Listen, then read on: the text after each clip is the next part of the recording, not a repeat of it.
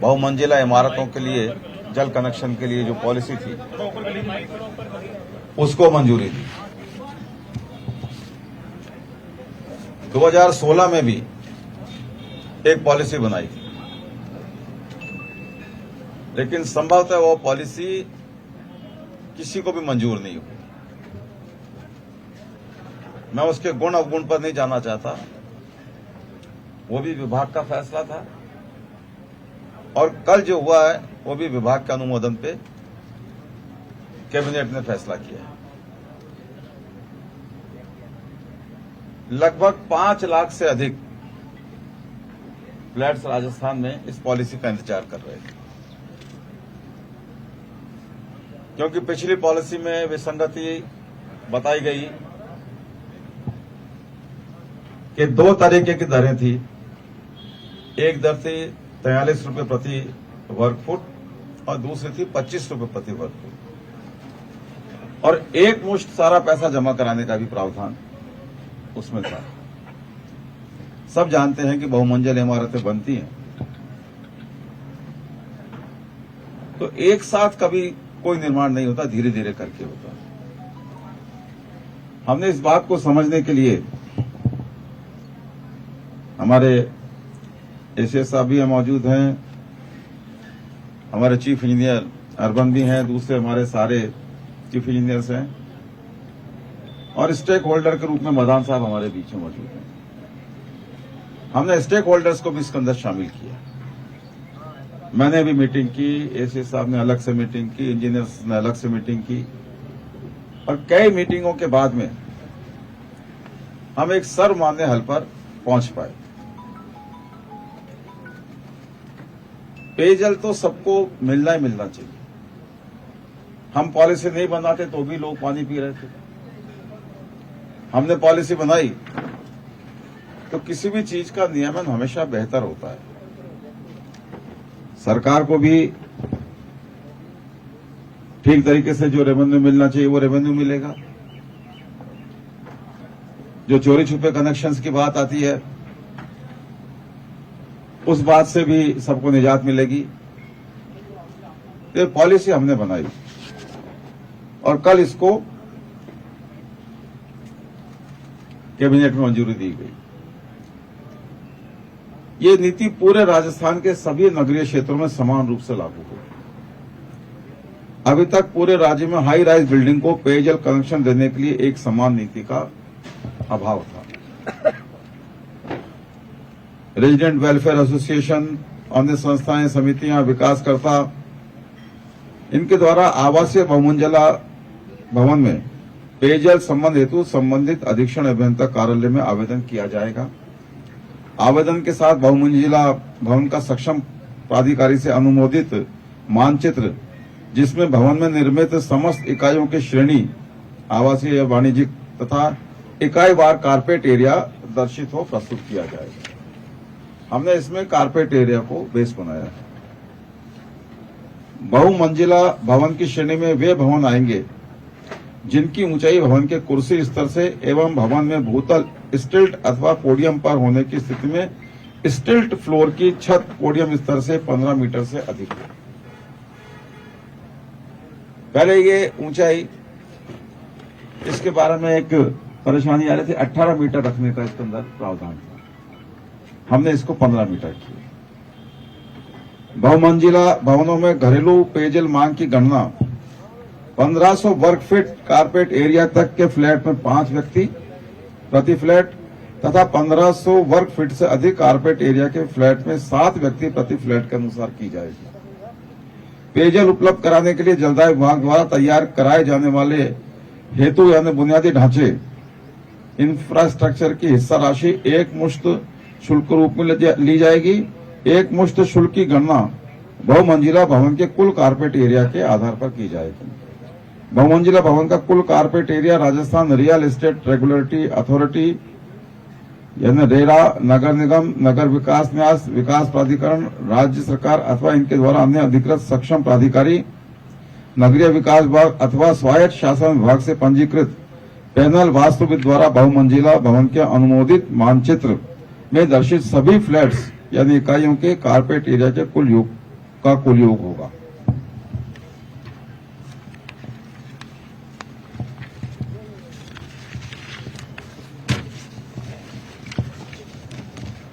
बहुमंजिला भवनों हेतु एक मुश्त शुल्क की दरें निम्नानुसार देय होंगी।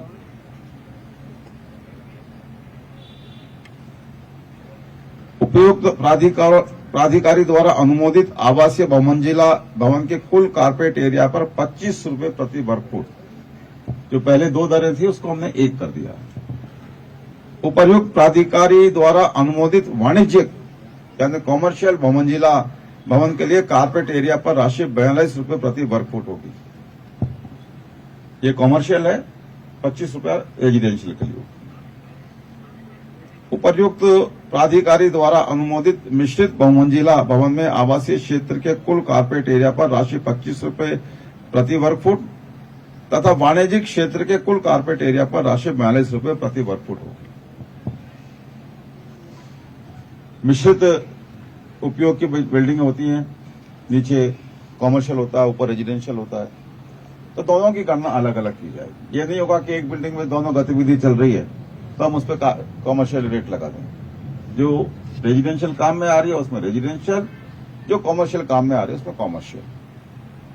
बहुमंजिला संस्थागत अथवा औद्योगिक भवनों में पेयजल उपलब्ध कराने हेतु हिस्सा राशि विभागीय बुनियादी ढांचे की वास्तविक लागत की पूर्ण राशि देय होगी।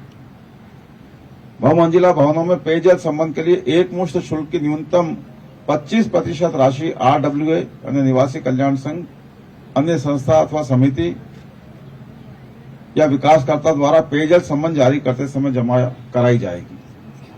शेष 75% एक मुश्त शुल्क राशि जल उपभोग बिल के साथ 60 समान किस्तों में 9% प्रति वर्ष साधारण ब्याज के साथ देय होगी। ये बहुत बड़ी मांग थी, बिल्डर्स की थी, प्रमोटर्स की थी, रेजिडेंट्स की थी। पहले ये था कि पूरी सारी राशि एक साथ दी जाए, अब हमने इसको 25% पहले जमा होगी और बाकी को 60 किस्तों में हमने इसको विभाजित किया। उपभोक्ता द्वारा एक मुश्त शुल्क की राशि एक साथ जमा कराने पर कुल एक मुश्त राशि पर 5% की छूट देय होगी। कोई बिल्डर कहता हम तो एक साथ जमा करा देंगे तो उसमें 5% की छूट होगी। बहुमंजिला भवन में पेयजल उपलब्ध कराने हेतु विभागीय बुनियादी ढांचे की हिस्सा राशि के रूप में देय एक मुश्त शुल्क राशि में निम्नानुसार छूट देय होगी। हमने उस 25 रुपए में भी छूट रखी हुई है। बहुमंजिला भवन में रूफ टॉप वर्षा जल संचयन प्रणाली यानी वाटर हार्वेस्टिंग स्ट्रक्चर कार्यात्मक होने पर एक मुश्त शुल्क में 5% की छूट देय होगी।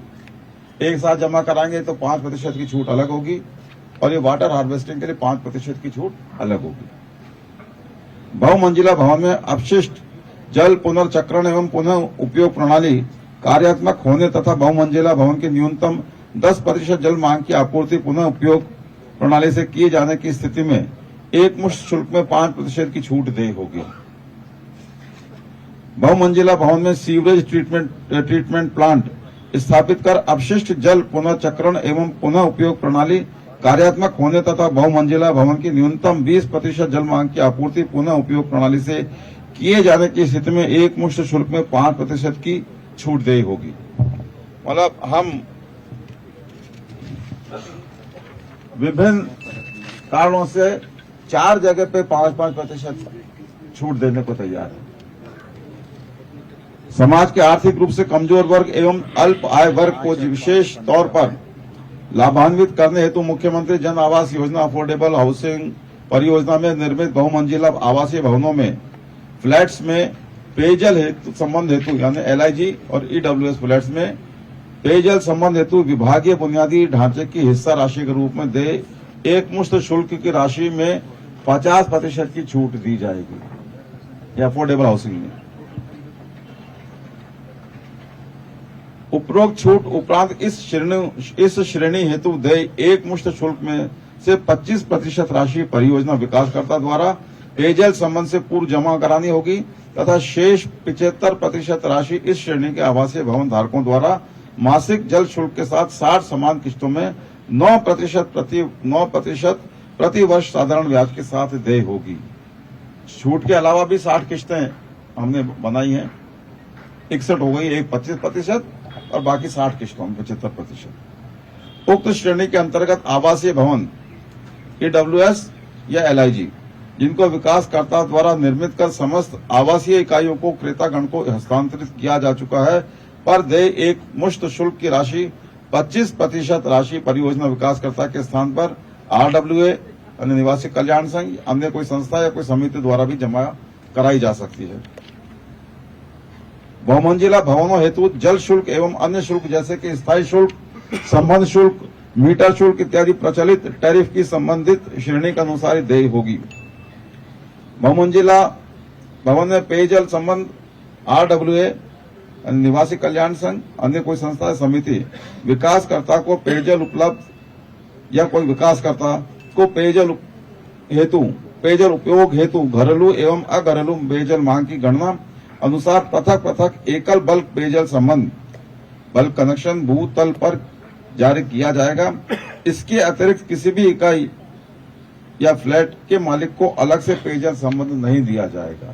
सिस्टम भी ये है कि एक जगह एक पॉइंट पे कनेक्शन दे देते हैं, पूरा अपने ऊपर पानी चढ़ाने के लिए टंकी वगैरह बनाते हैं, सिस्टम बनाते हैं। ये सब बिल्डर हैं या जो भी संस्था है वो करेंगे। बहुमंजिला भवनों में पेयजल संबंध निम्नलिखित वरीयता से जारी किए जाएंगे। पहली वरीयता ऐसे क्षेत्र जहां बहुमंजिला भवनों की पेयजल मांग की पूर्ति हेतु स्रोत तथा बुनियादी ढांचा पर्याप्त रूप से उपलब्ध है, जहां पे इंफ्रास्ट्रक्चर बना हुआ है वहां जल्दी हो जाएगा तो वो काम जल्दी निपटे। दूसरी वरीयता ऐसे क्षेत्र जहां बहुमंजिला भवनों की मांग की पूर्ति हेतु स्रोत पर्याप्त है परंतु स्थापित वितरण तंत्र में संवर्धन की आवश्यकता है। ऐसे क्षेत्रों में एक मुश्त शुल्क का न्यूनतम 25% राशि जमा करवाने पर उपभोक्ताओं को तात्कालिक राहत के लिए विभाग द्वारा फिजिबिलिटी के आधार पर एक जल संबंध दिया जा सकेगा।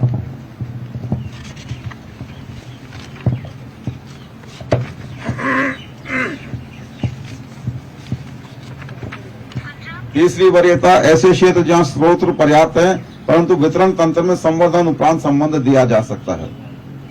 चौथी वरीयता ऐसे क्षेत्र जहां स्रोत पर्याप्त है परंतु बुनियादी ढांचे में वितरण तंत्र के साथ साथ भंडारण क्षमता यानी ऑब्लिक ट्रांसमिशन मेन के संवर्धन कार्य भी आवश्यक हैं। पांचवी वरीयता ऐसे क्षेत्र जहां स्रोत अपर्याप्त है तथा स्रोत का भी संवर्धन भी आवश्यक है, स्रोत का संवर्धन भी आवश्यक है। बहुमंजिला भवनों को पेयजल संबंध दिए जाने की वरीयता निम्नानुसार रहेगी। आवासीय बहुमंजिला भवनों को प्रथम वरीयता, वाणिज्यिक बहुमंजिला भवनों को द्वितीय वरीयता, संस्थानिक या औद्योगिक बहुमंजिला भवनों को तृतीय वरीयता। पूर्ण निर्मित बहुमंजिला भवनों को निर्माणाधीन बहुमंजिला भवनों की अपेक्षा प्राथमिकता दी जाएगी। बहुमंजिला भवनों में विभाग द्वारा उपलब्ध कराए गए जल का उपयोग केवल घरेलू पेयजल आवश्यकताओं हेतु किया जाएगा। पेयजल का उपयोग अन्य कार्यों यथा वाहनों को धोने के लिए या निर्माण